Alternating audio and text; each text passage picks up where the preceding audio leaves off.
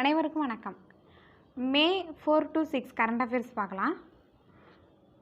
First news என்ன அப்படின்னா, பாம்பன் பாலம் எந்த ஆண்டு கட்டி முடிக்கப்பட்டு பயன்பாட்டிற்கு வந்தது அப்படின்னா 1914 நூற்றாண்டு கண்ட பாலம். இன்னும் ஸ்ட்ராங்காக இருக்குது, ஓகேவா? பட் அதோட நூற்றாண்டு கண்டது அப்படின்றதுனால அதை பழுது பார்க்கும் பணி தொடங்கப்பட்டு தற்போது மீண்டும் மக்கள் பயன்பாட்டுக்கு வர உள்ளது.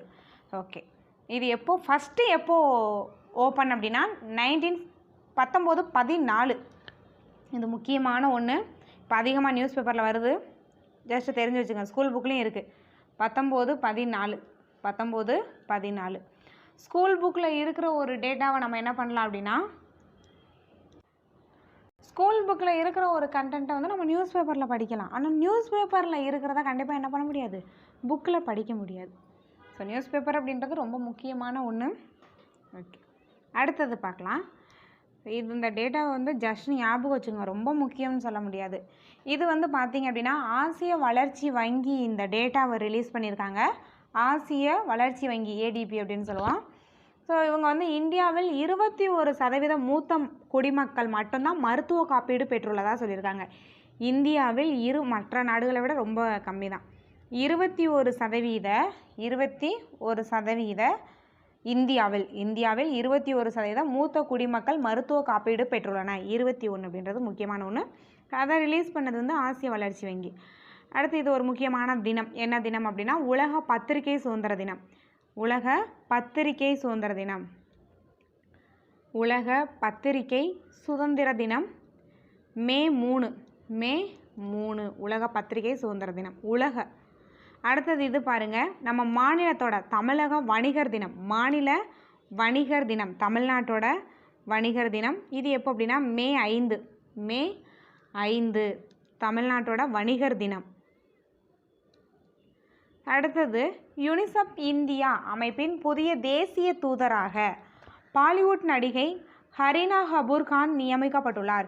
யுனிசெஃப் இந்தியா அமைப்பின் புதிய தேசிய தூதுவர் யார் அப்படின்னா பாலிவுட் நடிகை ஹரினா கபூர் கான். ஸோ இதில் முக்கியமான ஒன்று என்ன அப்படின்னா, தமிழகத்தில் இருந்து இது வந்து ஒரு 4 இளம் வீரர்களை வந்து இளைஞர்களை வந்து அப்பாயின்மெண்ட் பண்ணியிருக்காங்க. யுனிசெஃப் இந்தியாவின் இளைஞர் தூதராக 4 நபர்கள். யுனிசெஃப் இந்தியாவின் இளைஞர் தூதுவர்களாக 4 பேர். அதில் நம்ம தமிழகத்தைச் சேர்ந்த நபர் தான் நமக்கு ரொம்ப ரொம்ப முக்கியமான ஒன்று. தமிழகத்தின் திருவண்ணாமலை மாவட்டத்தைச் சேர்ந்த இளம் விஞ்ஞானி வினிஷா உமா சங்கர். ஸோ இவங்களை ஆல்ரெடி ஒரு 3 வருஷத்துக்கு முன்னாடியே நம்ம நியூஸில் படிச்சிருப்போம். எதுக்கு படிச்சிருப்போம் அப்படின்னா COP26 மாநாட்டில் பேசியிருப்பாங்க. ஸோ உலக அளவில் COP மாநாடு அப்படின்றது உலக அளவில் பருவநிலை தொடர்பான ஒரு மாநாடு. ஸோ அந்த மாநாட்டில் முக்கியமாக உரையாற்றியிருப்பாங்க. உலக நாடுகளில் இருக்கிற தலைவர்களை திரும்பி பார்க்கும் வகையில் உரையாற்றியிருப்பாங்க இந்த வினிதா உமாசங்கர். திருவண்ணாமலை மாவட்டத்தை சேர்ந்தவர் நம்ம தமிழகத்தில். ஸோ இவங்களும் அந்த 4 நபர்களில் ஒரு நபராக யுனிசெஃப் இந்தியாவின் இளைஞர் தூதுவராக நியமிக்கப்பட்டுள்ளார். ஸோ அதர் ஸ்டேட்டையும் பார்த்துடலாம். மத்திய பிரதேசத்தை சேர்ந்த ஹவுரன்சி சர்மா. அடுத்து யூபியில் வந்து பார்த்தீங்க அப்படின்னா கார்த்திக் வர்மா. அஸ்ஸாம் மாநிலத்தை சேர்ந்த பாடகர் நஹீத் அஃப்ரீன். ஸோ நம்ம தமிழகத்தை சேர்ந்தவங்க நமக்கு ரொம்ப முக்கியம். அடுத்தது பாருங்கள், இவங்களை பற்றி கொடுத்துருக்காங்க.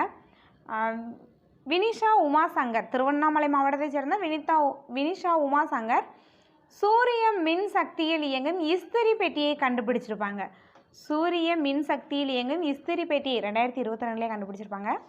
சூரிய மின் சக்தியில் இயங்கும் இஸ்திரி பெட்டியை கண்டுபிடித்ததற்காக இங்கிலாந்து இளவரசர் வில்லியமின் தலைமையில் செயல்படும் எர்த்சாட் விருது, UK வழங்குகிற எர்த்சாட் விருது வந்து வாங்கியிருப்பாங்க. யார் அப்படின்னா இந்த இளம் விஞ்ஞானியான வினிஷா உமாசங்கர். அடுத்தது நம்ம தமிழகத்தோட பாரம்பரிய கலை என போற்றப்படும் யோகா. தமிழகத்தோட பாரம்பரிய கலை என போற்றப்படும் யோகா உலக நாடுகளுமே அவங்களோட அதிகாரப்பூர்வ கலையாக வந்து அனௌன்ஸ் பண்ணுறாங்க.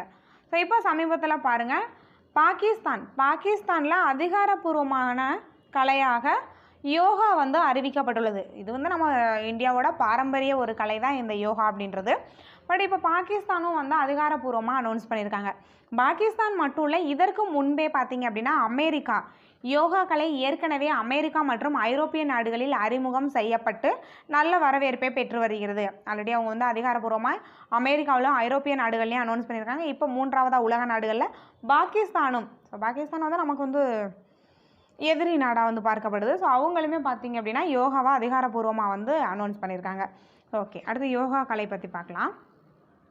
யோகா சர்வதேச யோகா தினம். சர்வதேச யோகா தினம் வந்து ஜூன் 21 சர்வதேச யோகா தினம். இந்த ஜூன் 21 சர்வதேச யோகா தினம் அப்படின்னு அனௌன்ஸ் பண்ணது சர்வதேச அப்படின்ற போதே கண்டிப்பாக அதை யார் அனௌன்ஸ் பண்ணியிருப்பாங்க? ஐநா அனௌன்ஸ் பண்ணியிருப்பாங்க. சர்வதேச யோகா தினம் ஜூன் 21 அப்படின்னு 2014ஆம் ஆண்டு ஐநா அறிவிப்பு. 2014ஆம் ஆண்டு டிசம்பர் 11ஆம் தேதி அங்கீகரித்தது ஐநா. சர்வதேச யோகா தினம் ஜூன் 21 அப்படின்னு அறிவித்தது ஐநா. 2014 அனௌன்ஸ் பண்ணாங்க. அடுத்தது பாருங்கள், கூட்டு பாலியல் வன்கொடுமை வழக்கில் 4 குற்றவாளிகள். இவங்களுக்கு பார்த்திங்கன்னா எந்த சட்டத்தின் கீழே அவங்களுக்கு தண்டனை வழங்கப்படும் அப்படின்னா இந்திய தண்டனை சட்டம்.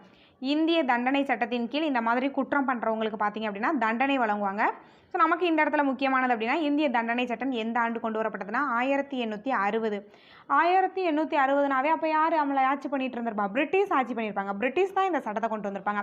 ஐஎன்எம்ல முக்கியமான ஒரு கொஸ்டின், இந்திய தண்டனை சட்டம் எந்த ஆண்டு அப்படின்றது. இந்திய தண்டனை சட்டம். இந்திய தண்டனை சட்டத்தை இப்போ 2023 எப்படி சேஞ்ச் பண்ணிட்டாங்க அப்படின்னா பாரதிய நியாய சன்கிதா. பாரதிய நியாய சன்கிதா அப்படின்னு பெயர் மாற்றம் செஞ்சு பிரிட்டிஷ் கொண்டு வந்த பிரிட்டிஷ் காலத்தில் கொண்டு வந்த இந்த ஆக்ட், நூற்றாண்டு கண்ட ஒரு சட்டம் தான் இந்த இந்திய தண்டனை சட்டம். இவ்வளோ வருஷமாக அதில் எந்த ஒரு அப்படியே தான் நடைமுறைப்படுத்திட்டு இருந்தாங்க. இப்போ என்ன பண்ணிட்டாங்கன்னா நேம் சேஞ்ச் பண்ணி அந்த சட்டத்திலேயே நிறைய மாற்றங்கள் கொண்டு வந்துட்டாங்க. என்ன மாற்றம் அப்படின்னா கடுமையான தண்டனை. ஸோ இந்திய தண்டனை சட்டத்தில் கூட ஒரு குற்றவாளியால் தப்பிக்க முடியும்.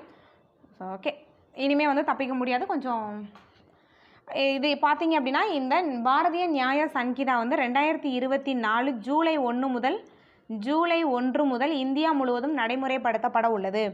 இந்திய தண்டனை சட்டம் இதை வந்து 2 விதமாக கேட்கலாம். இந்திய தண்டனை சட்டம் எந்த ஆண்டு அப்படின்னு நமக்கு வந்து ஸ்கூல் புக் கொஸ்டின் கேட்கலாம், ஐஎன்எம்ல கேட்கலாம். ப்ளஸ் கரண்ட் அஃபேர்ஸாக இதை எப்படி கேட்கலாம் அப்படின்னா இந்திய தண்டனை சட்டம் எவ்வாறு பெயர் மாற்றம் செய்யப்பட்டுள்ளது அப்படின்ற மாதிரி 2 விதமான கொஸ்டின் இதில் கேட்கலாம். இந்த சட்டத்தின் கீழே குற்றம் வழங்குவாங்க. மேலும் போஸ்கோ சட்டம் 2012 கொண்டு வந்திருப்பாங்க. 2012 அதை 2019 திருத்தம் செஞ்சுருப்பாங்க. ஓகே, அடுத்தது இந்த நக்சல்ஸோட ஆக்கிரமிப்பு. நக்சல்ஸ் அப்படின்றது இந்தியாவில் இருக்கிற முக்கியமான பயங்கரவாதிகளில் ஒருத்தவங்க. இவங்க அதிகமாக இந்தியாவில் எங்கே இருக்காங்க அப்படின்னா சத்தீஸ்கர் மாநிலத்தில் இருக்காங்க. இப்போ சென்ட்ரல் கவர்மெண்ட் என்ன பண்ணியிருக்காங்கன்னா நக்சல்ஸ் பயங்கரவாதியே இந்தியாவில் இருக்கக்கூடாது அப்படின்னு ஒழிக்கிறதுக்காக சத்தீஸ்கரில் வந்து நிறையா திட்டங்கள் வந்து அறிவிச்சிருப்பாங்க நக்சல்ஸை வந்து ஒழிக்கணும் அப்படின்றது. இப்போ பார்த்தீங்கன்னா நிறையா நக்சல்ஸ் வந்து எந்த பகுதி அப்படின்னா அது ஒரு தெற்கு பஸ்தர் பகுதி அப்படின்னு சொல்லுவாங்க. தெற்கு பஸ்தர் பகுதியில் அதிகமாக இருப்பாங்க. அடுத்தது மாலத்தீவு பற்றி பார்க்கலாம். இந்தியாவுக்கும் மாலத்தீவுக்கும் இடையே வந்து பெரிய பிரச்சனையே போய்கிட்டு இருக்கு. இதை நம்ம படிச்சிருப்போம். ஏன்னா மாலத்தீவோட அதிபராக இப்போது முகமது மூயிஸ் அப்படின்றவர் சமீபத்தில் தான் அப்பாயின்மெண்ட் பண்ணியிருப்பாங்க. இவர் பார்த்திங்க அப்படின்னா சீனாவோட ஆதரவாளர், இந்தியாவிற்கு எதிரானவர் அப்படின்னு பார்க்கப்படுறாரு. முகமது மூயிஸ் மாலத்தீவோட அதிபர். அண்டை நாட்டோட அதிபரை இப்போது அதிகமாக எக்ஸாமில் கேட்குறாங்க. உக்ரைன் அதிபர் கேட்டாங்க, அதுக்கப்புறம் வந்து ரஷ்ய அதிபர் கேட்டிருந்தாங்க. ரஷ்ய அதிபர் எல்லாருக்குமே ரொம்ப ஃபேமஸ். உக்ரைன் அதிபர் சிலருக்கு தான் தெரியும். அந்த மாதிரி கேட்குறாங்க. அதே போல் நம்ம மாலத்தீவோட அதிபரோட நேம் வந்து பார்த்து வச்சுக்கலாம், முகமது மூயிஸ். அடுத்தது பாருங்கள்,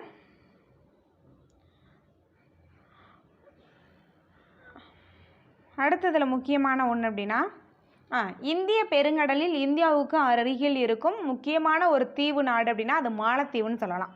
இந்திய பெருங்கடலில் இந்தியாவுக்கு அருகில் இருக்கிற முக்கியமான தீவு நாடு வந்து இந்த மாலத்தீவு. அங்கே மொத்த மக்கள் தொகையை பார்த்தோம் அப்படின்னா வெறும் 6 லட்சம் தான். உலகின் 2வது சிறிய நாடு, உலகின் 2வது சிறிய தீவு நாடு அப்படின்னு சொல்லலாம் மாலத்தீவு. ஸோ இந்த மாலத்தீவு வந்து 1965 தான் பிரிட்டிஷ் ஆதிக்கத்திலிருந்து விடுதலை பெற்றிருப்பாங்க. 1965 இவங்களோட விடுதலையை அனௌன்ஸ் பண்ண முதல் நாடு நம்ம தான். பிரிட்டிஷ் ஆதிக்கத்திலேருந்து மாலத்தீவு ரிலீஸ் ஆனது வந்து 1969. அவங்களோட அந்த விடுதலையை வந்து அனௌன்ஸ் பண்ணது நம்ம இந்தியா தான் ஃபஸ்ட்டு. முதல் நாடு இந்தியா. இப்போ பார்த்தீங்க அப்படின்னா மாலத்தீவுலேருந்து இந்திய இராணுவம் வெளியேறிட்டாங்க. பட் அதற்கு பதிலாக அங்கே யார் இருக்கான்னா துருக்கி நாடு இருக்காங்க. இதில் வந்து ஒரு ஸ்கீம் கொடுத்துருக்காங்க, ஒரு திட்டம், சென்ட்ரல் கவர்மெண்ட்டோட ஒரு திட்டம், ஜல் ஜீவன் திட்டம். ஸோ இதில் நம்ம எல்லாருமே படிச்சிருப்போம். ஜல் ஜீவன் மிஷன் இது எப்போ அனௌன்ஸ் பண்ணாங்க அப்படின்னா 2019 கொண்டு வந்தாங்க. அப்படி அந்த திட்டம் கொண்டு வரப்படும் போதே அதோட நோக்கம் என்ன அப்படின்னா 2024க்குள் 100% சுத்தமான குடிநீர் மக்களுக்கு வழங்க வேண்டும் அப்படின்றதான் இதோட இலக்கு. 2024 தான் தற்போது இருக்கிறோம். இந்த ஸ்கீம் தொடங்கும் போது 2019 இந்த ஸ்கீம் தொடங்கும் போது என்ன அனௌன்ஸ் பண்ணியிருப்பாங்கன்னா அதோட இலக்கு இப்போ இருக்கிற எல்லா கரண்ட் அஃபேர்ஸ் கொஸ்டின் பார்த்தீங்க அப்படின்னா ஒன் லைனில் கேட்குறத விட கூற்று 1, 2 அதோட இலக்கு என்ன, நோக்கம் என்ன, அந்த மாதிரி அதிகமாக கேட்குறாங்க. அதனால் நல்லா பார்த்து வச்சுக்கோங்க. 2019 ஜல்ஜீவன் திட்டம் அதோட இலக்கு என்ன அப்படின்னா 2024க்குள் சுத்தமான குடிநீரை மக்களுக்கு வழங்க வேண்டும், இந்தியா முழுவதும் வழங்க வேண்டும். அதிலே கொடுத்துட்டு இருக்கும் சுத்தமான குடிநீர் வழங்குவதை நோக்கமாக கொண்டு செயல்படுத்தப்படும் ஒரு திட்டம் தான் ஜல்ஜீவன் திட்டம். அடுத்தது வந்து இந்த விளையாட்டு வீரர் பஜ்ரங் புனியா பற்றி பார்க்கலாம். பட் வந்து இவர் வந்து பார்த்திங்கன்னா சமீபத்தில் அவர் வாங்கின பத்மஸ்ரீயை ரிட்டர்ன் பண்ணிட்டார். அப்படி பண்ணுறது வந்து கவர்மெண்ட்டை அவமதிக்கிற மாதிரி ஒரு செயல் தான். ஸோ அதனால் இவரை பற்றி கேட்பாங்க அப்படின்னு சொல்ல முடியாது. ஜஸ்ட்டு தெரிஞ்சு வச்சுக்கோங்க. என்ன தெரிஞ்சுக்கணும் அப்படின்னா இந்தியாவிற்கான ஒலிம்பிக்கில் இந்தியாவிற்கான மல்யுத்தத்தில் இவர் எந்த விளையாட்டுடன் தொடர்புடையன்றது முக்கியம். பஜ்ரங் புனியா வந்து மல்யுத்த வீரர். ஸோ இவர் பார்த்தீங்க அப்படின்னா ஒலிம்பிக் போட்டியில் 2021 இப்போ லாஸ்ட்டாக நடந்த ஒலிம்பிக் போட்டியில் இந்தியாவுக்கான முதல் பதக்கத்தை வின் பண்ணவரே, அந்த போட்டியில் ஃபஸ்ட்டு பதக்கம் வின் பண்ணவரே இவர் தான். மல்யுத்தத்தில் ஃபஸ்ட்டு பதக்கம் வின் பண்ணது பஜ்ரங் புனியா தான். வெண்கல பதக்கம் வாங்கியிருப்பார். சமீபத்தில் இவர் வந்து பத்மஸ்ரீயை ரிட்டர்ன் பண்ணிட்டார். அதெல்லாம் நமக்கு தேவையில்லாத ஒன்று தான். அடுத்தது இந்த கள்ளக்கடல் எச்சரிக்கை. இது வந்து ஜியாகிரஃபிலையும் நம்ம படிச்சிருக்க மாட்டோம், நியூஸ் பேப்பர்லையுமே இது வரையே பார்த்துருக்க மாட்டோம். ஸோ இந்த வார்த்தை எல்லாருக்குமே புதுசாக, எனக்கும் புதுசு தான். பார்த்தோன்னே இது என்ன புதுசாக இருக்குது அப்படின்னு தான் நம்ம எல்லாருமே பார்ப்போம். அப்படின்னா என்னன்னு மட்டும் தெரிஞ்சு வச்சுக்கலாம். கள்ளக்கடல் எச்சரிக்கை அப்படின்றது ஜியாகிரஃபிலேயே இந்த வார்த்தை புக்கில் எங்கேயுமே இருக்காது. ஸோ அப்படின்னா என்ன அப்படின்னா கடலில் எந்தவித அறிகுறிகளும் இன்றி திடீரென காற்று வீசுவதோடு கடல் கொந்தளிப்பும் ஏற்படுவதுதான். திடீரென பலத்த காற்று வீசுவதோடு கடல் கொந்தளிப்பும் ஏற்படுவதுதான் என்னது, கள்ளக்கடல் எச்சரிக்கை. இது சமீபத்தில் எங்கே பாதிப்பை ஏற்படுத்தியிருக்குன்னா, எங்கே பதிவாயிருக்கு அப்படின்னா தமிழக கடலோர பகுதி மற்றும் கேரளா மற்றும் தமிழக கடலோர. சிம்பிளாக கேட்டுருவாங்க. எப்படி கேட்பாங்கன்னா சமீபத்தில் பாதிப்பை ஏற்படுத்திய கள்ளக்கடல் எச்சரிக்கை எந்த மாநிலத்துடன் தொடர்புடையது அல்லது எந்த மாநிலத்தில் பதிவாகியது? தமிழ்நாடு மற்றும் கேரளா.